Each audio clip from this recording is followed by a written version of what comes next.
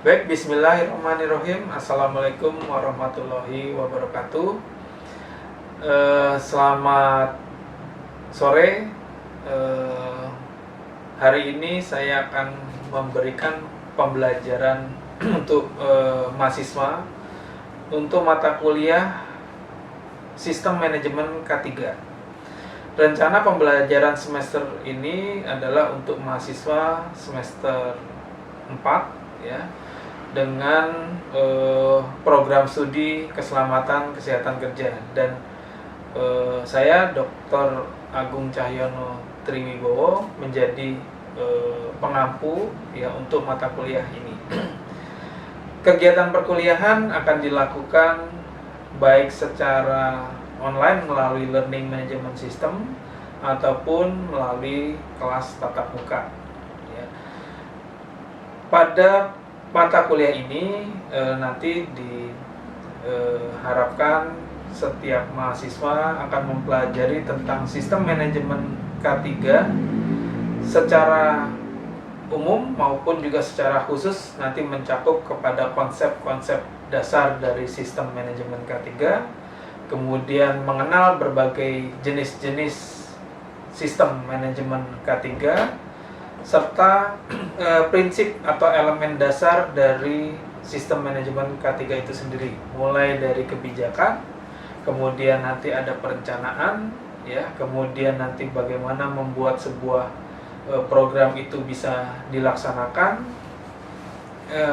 sehingga nanti bisa dilakukan evaluasi ataupun manajemen review ya, melalui sebuah kegiatan audit internal manajemen K3, dan akhirnya bisa dilakukan improvement dari sebuah sistem manajemen K3 yang ada di sebuah perusahaan. Baik, saya akan mendeskripsikan setiap topik bahasan yang akan diterima oleh mahasiswa selama 1 semester. Jadi rencana pembelajaran ini ada 5 topik selama 1 semester ini ya. Topik pertama adalah membahas mengenai konsep-konsep dasar manajemen K3 secara umum ya. Konsep manajemen K3 ini secara umum, baik itu dari struktur dan fungsi dari sistem manajemen K3 maupun nanti bagaimana manajemen K3 ini bisa berintegrasi dengan sistem manajemen yang ada di perusahaan ya, sistem manajemen lain yang ada di perusahaan. Dan ini akan dilakukan melalui aktivitas ya, dengan diskusi ya, dan juga ada tanya jawab serta paparan dari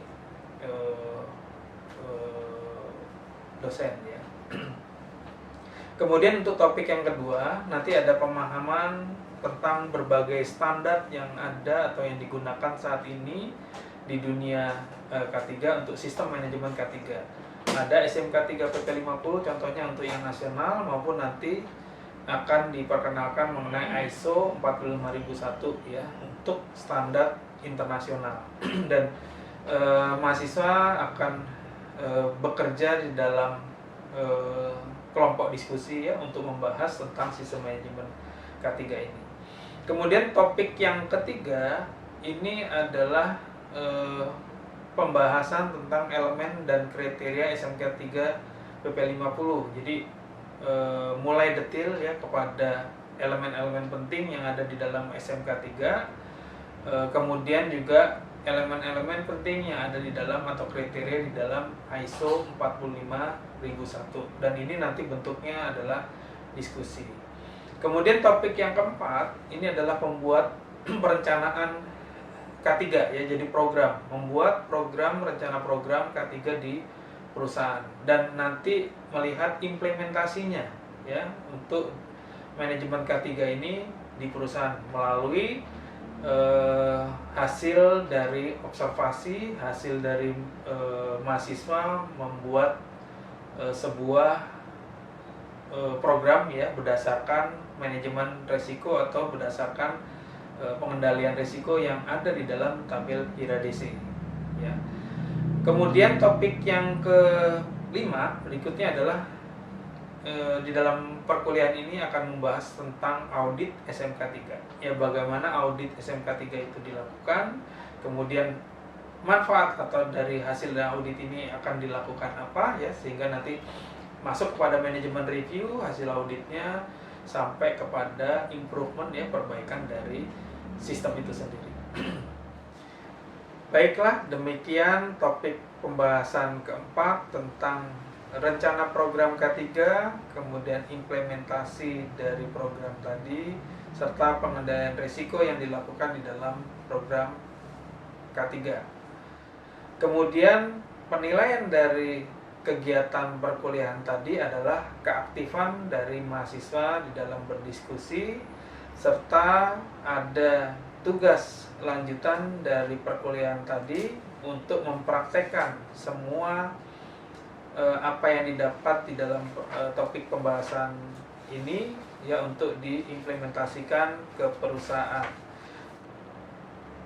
Hari ini saya akan memperlihatkan mengenai pembahasan topik keempat, yaitu membuat perencanaan K3, kemudian bagaimana implementasinya, manajemen K3 itu, dan juga bagaimana mengendalikan risiko dan bahaya K3. Ya, kelas saya bersama mahasiswa dapat dilihat melalui Zoom ya. Jadi kami melalui media Zoom berdiskusi mengenai bagaimana membuat rencana program, kemudian bagaimana mengimplementasikan program tadi, dan juga bagaimana program tadi dibuat berdasarkan pengendalian risiko di dalam manajemen risiko yang sudah dilakukan oleh perusahaan. Silahkan kita simak bersama. Iya. Baik, kita mulai saja. Bismillahirrahmanirrahim. Assalamualaikum warahmatullahi wabarakatuh. Selamat sore rekan-rekan mahasiswa sekalian ya. Mudah-mudahan semua sehat hari ini. Terima kasih sudah hadir di jam kuliah kita jam 4:30 ya. Nanti mudah-mudahan tidak lama ya, sampai jam 6 saja. Nanti sebelum maghrib atau sudah atau ada azan maghrib kita bisa selesai ya. Baik, mata kuliah kita untuk semester ini adalah sistem manajemen K3 ya. Jadi sistem manajemen K3 ini memang diampu oleh tim gitu ya, saya, Dr. Agung, dan juga dengan Bu Siswani ya. Jadi kita berbagi waktu ya untuk memberikan perkuliahan ya. Sebenarnya belajar bersama. Jadi di dalam kuliah dari sistem manajemen K3 ini memang diharapkan nanti rekan-rekan bisa memahami ya apa itu sebuah sistem manajemen K3 secara keseluruhan ya, tentu dengan mengaplikasikan atau menerapkan ya sistem manajemen K3 ini secara keseluruhan ya. Kalau kita bicara tentang sebuah sistem, tentu tidak jauh nanti kaitannya dengan bagaimana pengelolaan dari sebuah perusahaan, pengelolaan K3 terutama ya, dari perusahaan tersebut ya, mulai dari kebijakan, kemudian nanti bagaimana membuat sebuah perencanaan, dan juga kita bisa menerapkan atau menjalankan rencana yang sudah kita buat ya, sampai akhirnya nanti dilakukan audit, kemudian kita lakukan perbaikan berkelanjutan ya, improvement pada sebuah sistem yang berjalan. Nah, ini tentu butuh sebuah pengalaman yang cukup banyak di dunia kerja nanti rekan-rekan mungkin sebagian sudah ada yang bekerja sebagai HSE ya, tetapi ada juga yang belum, tetapi bisa nanti kita saling sharing ya di dalam perkuliahan ini. Bukan saya satu arah, tetapi saya berharap kita bisa lebih banyak berdiskusi ya. Mungkin kalau pemahaman teman-teman di kelas sore ini sudah lebih jauh ya di dunia kerja, jadi mungkin bisa banyak kepada bagaimana implementasi dari sebuah sistem manajemen K3 ya di perusahaan. Baik, mungkin beberapa sudah mulai mengakses di learning management system ya, di learning management system kita. Di sana hari ini adalah pembahasan tentang topik ketiga, yaitu tentang bagaimana membuat program kerja dengan dasar dari manajemen resiko. Baik, saya akan perlihatkan dulu di sini. Jadi di dalam LMS kita, mungkin sudah terlihat ya LMS-nya ya? Sudah, Pak. Sudah ya, oke. Nah ini ya, jadi di sini sengaja kita coba melihat kepada, karena manajemen risiko ya, tentu kuliahnya sudah kalian dapat di semester sebelumnya atau di semester ini, manajemen risiko itu? Di semester sebelumnya, Pak. Sebelumnya ya, berarti sudah pernah dapat ya di semester sebelumnya. Nah, artinya kita di mata kuliah sistem manajemen K3 ini tidak lagi membahas mengenai apa sih itu manajemen risiko ya, bagaimana menilai sebuah bahaya gitu ya, bagaimana menilai sebuah potensi bahaya dari setiap aktivitas pekerjaan, tetapi tetap ya di dalam sebuah alur manajemen di perusahaan itu untuk K3 itu termasuk ya kita harus melihat alur proses ya, tidak bisa lari dari proses aktivitas di perusahaan. Ya, proses aktivitas ini tentu melihat mulai dari inputnya ya, aktivitas perusahaan itu apa, kemudian di prosesnya itu apa, kemudian sampai ke outputnya, hasilnya seperti apa. Nah dari dari sana kita bisa nanti sebenarnya membuat sebuah atau beberapa program gitu ya K3 yang bisa dijalankan oleh perusahaan. Mungkin ada teman-teman yang sudah pernah membuat sebuah program K3 di perusahaan, mungkin bisa sharing di sini, sehingga kita bisa saling berdiskusi. Mungkin Pak Budi mungkin? Boleh Pak, kebetulan saya lagi nyusun ulang sih sebenarnya. Nyusun ulang program kerja buat di sini, tapi mudah-mudahan sih ini baru dasarnya aja sih ya Pak. Saya boleh share screen nggak Pak? Ya, boleh. Sebentar saya matikan dulu yang saya ya. Oke. Ini mungkin baru, ini program kerja buat di project sih Pak lebih tepatnya. Jadi apa yang mau saya lakukan di project, ini yang akan saya bikin gitu Pak. Sebentar. Iya. Silakan Pak Budi. Saya juga masih butuh banyak butuh banyak belajar sih Pak terkait program. Sudah kelihatan ya? Iya, kelihatan. Nah, ini yang saya bikin Pak. Mulai dari ini ini di per minggu ya. Terus ada juga yang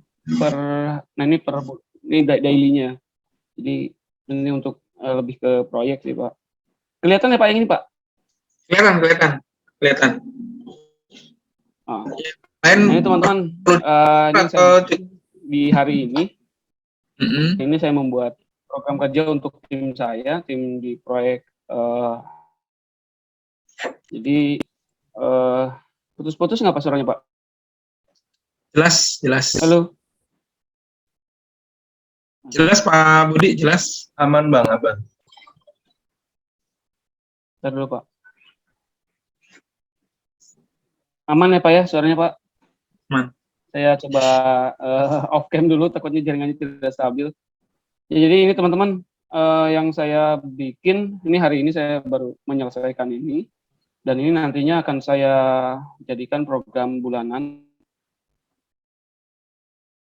Dan saya mulai dari activity apa, terus ada yang mau belinya seperti apa. Kemarin juga, aduh nggak di sini ya, saya bikin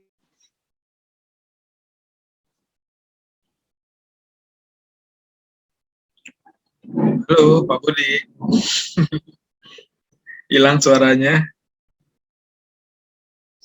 technical work program, jadi selama dia yang akan, nanti mungkin filenya saya cari, saya lupa naruh file, gitu. Jadi kita bikin cycle work program, ini ada lingkarannya di sini, jadi lingkarannya seperti apa, dari mulai kita datang jam 7.45 sampai jam 18 ya, tanpa overtime nanti bahan tugas ya, terutama untuk yang overtime sampai jam 10 malam biasanya. Ini biasanya dijalankan dan dievaluasi setiap bulan ya Pak. Jadi kalau yang maaf, mana? Tadi mana? Nah ini. Kalau yang ini tuh ada juga apa namanya pelaksanaan kegiatan, fungsi dan targetnya seperti apa ini. Saya coba iseng-iseng bukan iseng ya. Mudah-mudahan bisa dijalankan sama tim. Masih terlihat share screen-nya Pak? Screen-nya tertutup Hilang. udah? Hilang ya? Tertutup. Mas Budi. Hah? Hilang. Hilang ya? Aduh. Nah, udah ada Nah, lagi. itu keluar lagi. Nah, sekarang ini emang sengaja saya bikin per periode minggu 1, 2, 3, dan 4. Jadi ini lebih luas lagi sebenarnya pengertiannya, dipersempit lagi. Jadi di sini juga ada deskripsinya, saya mau ngapain, tim saya juga mau ngapain, fungsinya apa, pelaksanaan kegiatannya siapa, ada job desk-nya sebelah sini Pak. Jadi ini sementara ini buat di project. Oke, buat di HO ini saya juga udah bikin, tapi memang masih dalam tahap pembicaraan ya Pak. Ini juga sama, per triwulan saya bikin Pak. Jadi masih kosong dan masih butuh evaluasi sama manajemen gitu Pak. Seperti ini bisa di ini ya Pak Dokter. Oke, sebelum saya komentar, mungkin teman-teman yang lain ada yang komentar dulu sebelum saya, biar ada apa namanya? Siapa tahu ada yang membuat ada yang lebih jos gitu. Ini soalnya proyek SKS Pak, sistem kebut beberapa jam sebenarnya sih. Jadi planningnya bikin yang lebih simpel, seperti ini saya rasa sih simpel sih. Saya stop share ya Pak ya. Ya, mungkin ada yang bisa menanggapi sebelum saya, pengen tahu juga sih. Mungkin dari Mbak Desi mungkin ada tanggapan? Bapak, saya bukan bagian HSF, Pak. Hah? Bagiannya apa dong? Bagian laboratorium, Pak. Oh, laboratorium. Tapi Iya, pernah membuat seperti Pak Budi nggak? belum pernah sih, Pak. Belum pernah. Suruh aja sih, Pak. Tapi untuk bikin enggak, cuma ngisi form checklist gitu loh, Pak. Iya. Pembuangan limbah sih biasanya udah gitu doang, Pak. Baik. Untuk bikin kayak Mas Budi kayaknya nggak pernah sih, Pak. Belum pernah. Oke, belum pernah berarti ya. Baik, coba tanggapi Pak Budi, mungkin kalau nanti yang lain juga bisa menanggapi ya. Pak Budi boleh nggak share lagi yang tadi saya bahas sedikit gitu ya. Biasanya ini auditor yang suka nanya nih Pak Budi. Iya boleh Pak. Ini kan kalau ini saya bikin buat di proyek ya. Tapi nanti kalau misalnya safety plan-nya sendiri juga saya sudah bikin sih Pak. Share yang tadi Pak Budi. Yang tadi aja boleh sebentar Pak. Loh, aku hilang. Oh, ini. Nah ini yang safety plan, bentar Pak. Saya pindah ke yang tadi ya. Iya. Di sini. Nah ini. Nah ini ya. Okay. Baik. Kita lihat dari aktivitas yang dimaksud dengan informasi dari dokumen ini. Di sini ada safety meeting, ya, safety patrol, ya, kemudian ada inspeksi. Kalau dilihat ini ada housekeeping, ya, kemudian safety report. Nah, ini sebenarnya yang dibuat oleh Mas Budi ini adalah program-program yang memang rutin, ya, rutin dilakukan oleh perusahaan, betul ya. Jadi kegiatan rutin ini bisa kita programkan sebenarnya juga dasarnya adalah bagaimana kita bisa memanage sebuah risiko sehingga kita perlu program ini, ya, kayak safety patrol, inspeksi, kemudian safety meeting, itu semuanya kan nanti berkaitan dengan upaya untuk mereduksi risiko yang ada. Nah, kalau lihat lagi program yang tadi, satu lagi Pak Budi, yang tadi Pak Budi ada program khusus gitu ya. Nah, ini ya, kita pelan-pelan nih Pak Budi. Contohnya aja di mengenai pemberian yang 1.3 ya Pak Budi ya, pemberian rambu-rambu K3. Pemberian rambu ya. Ya, pemberian rambu-rambu K3 ini sebenarnya Pak Budi tidak membuat program yang hanya asal-asalan membuat rambu-rambu gitu kan, pastinya ya. Tetapi rambu-rambu ini tentu dibuat berdasarkan hasil survei observasi di lapangan. Mana saja yang harus dipasang rambu-rambu, kemudian mana saja area-area yang memang berbahaya harus ada rambu-rambu peringatan tadi, ya, sehingga pemasangan atau pemberian rambu-rambu ini juga nanti berapa jumlahnya, seberapa besar, kemudian akan diletakkan di mana saja, itu sudah sebenarnya sudah terprogram ya di dalamnya. Ada layoutnya Pak, ada layoutnya dia, kita mau pasang di mana, di area apa, pekerjaan apa, biasanya seperti itu Pak. Iya. Nah, layout itu Pak Budi dibuatnya berdasarkan apa Pak Budi? Kalau saya mengidentifikasi nantinya kan kita ada master schedule Pak, master schedule pekerjaan. Nantinya misalnya di lokasi sekarang misalnya lokasi A itu ada pekerjaan penggalian. Nah, saya harus udah mikirin sebelum galian itu dimulai rambu apa aja yang harus saya bikin dan ditempatkan di mana, seperti itu. Nah, misalnya udah di layoutnya di area sini ada galian sedalam 2 meter, misalnya di area sini ada nantinya ada mesin yang dipakai misalnya kayak genset. Di sebelah sini nanti ada mesin boring misalnya, nanti rambu-rambunya disebar di beberapa titik itu. Terus ada akses untuk nyebrang. Nah, saya siapin safety cone sama jalur buat pejalan kaki sementara yang temporer. Itu udah ada di layout Pak di gambar. Saya bekerja sama site manager dan engineering sih Pak. Iya. Nah, artinya gini ya, Pak Budi, terima kasih informasinya. Jadi artinya gini, ketika kita membuat program K3 itu harus bisa dibuat program itu berdasarkan hasil penilaian risiko. Betul begitu ya Pak Budi ya? Ya betul Pak, berdasarkan dari method statement, JSA dan HIRA DC-nya. Iya, nah, artinya berdasarkan dari HIRA DC. Di dalam perkuliahan tadi, penyampaian dari materi itu adalah melalui sebuah studi kasus yang dipaparkan oleh mahasiswa, dan di sana terjadi interaksi antara dosen dengan mahasiswa serta mahasiswa dengan mahasiswa yang lainnya.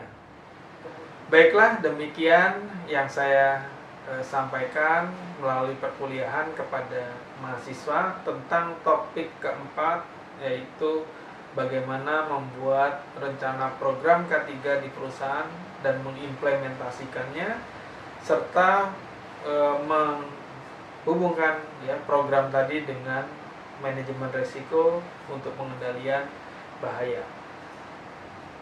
Demikian dari saya. Terima kasih. Assalamualaikum warahmatullahi wabarakatuh.